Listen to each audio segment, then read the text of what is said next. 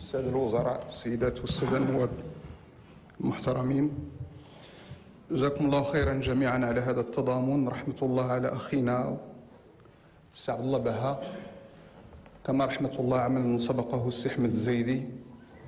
ولعل وفاة هذين الشخصين الكبيرين في الحقل السياسي رسالة لنا جميعا أن نستمر في طريق الوطن وطريق البناء، وأن نتقي الله إن شاء الله في شعبنا خدمة لشعبنا ولوطننا. بإيجاز يمكن أن أقول أن هذه الطريق فيها 7 ديال الأشطر، 6 ديال الأشطر اللي وصل فيها 2 مليار و470 مليون كلها الحمد لله عطينا الصفقات ديالها.